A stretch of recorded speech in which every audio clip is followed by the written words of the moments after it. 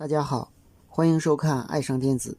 今天咱们看一下 L6599D 电源电路的构成以及它正常工作时各引脚的电压。它的一脚是最大频率设置引脚，外接一个软启动电容，并且通过一个电阻反馈到五脚和四脚。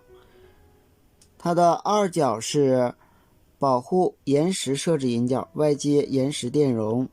它的三脚是频率设置，通过外接电容能够设置芯片振荡频率。它的四脚是最小频率设置，通过外接的电阻能够设定这个芯片工作的时候最小的频率。五脚是稳压引脚，通过限流电阻接在我们的稳压光偶上。稳压光偶的三脚通过限流电阻接在五脚上，另一端接地。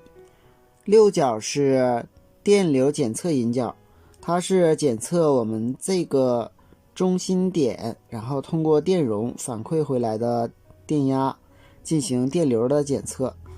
它的七脚是高压检测，通过我们输入高压经限流电阻，也就是300伏，或者是如果有 PFC 的电路，就是 PFC 输出电压通过限流电阻和分压电阻得到的电压送到七脚。这个引脚的电压超过 1.25 伏能够正常工作，低于 1.25 伏就会保护。当超过6伏的时候，这个芯片也会保护。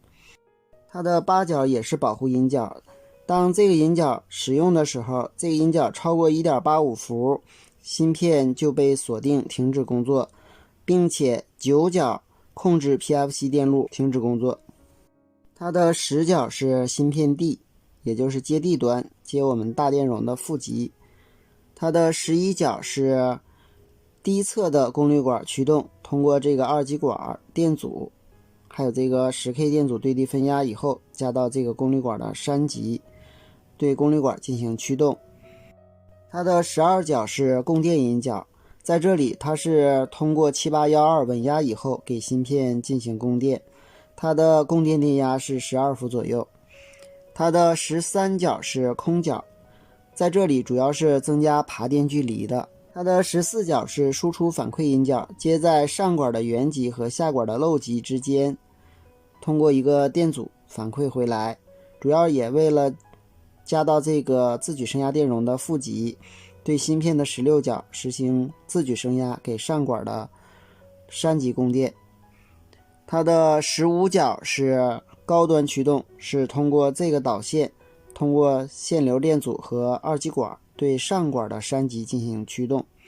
它的16脚就是自举升压引脚了，通过自举升压电容给上管的山极，内部上管的山极进行供电。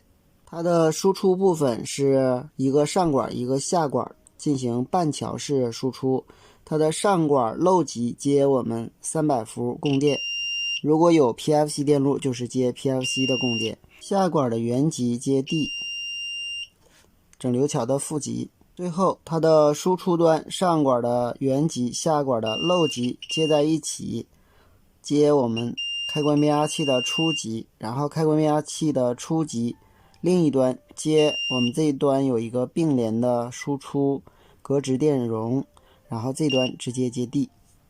它的输出电路就是这样构成的，通过上管和下管从上管原下管漏输出的信号，通过开关变压器的初级，然后通过电容入地。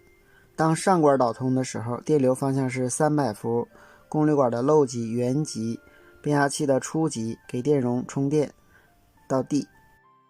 当下管导通的时候，电容上充得的电压通过变压器的初级、下管的漏极、原极到地回到电容的负极，这样完成了一个震荡周期。接下来我们测量一下它正常工作时各引脚的电压，在维修的时候知道这个电压就比较重要。我们黑标笔接地，测量它的一脚 0.6 0.7， 二脚 0.1， 三脚 0.5 0.6， 四脚2伏，五脚2伏，六脚 0.1， 七脚1.6 伏。8角这里边它接地了，所以它是0伏。9角这里边没有 PFC， 现在是 3.2 伏。10角0伏接地的。11角下管驱动 4.9 伏。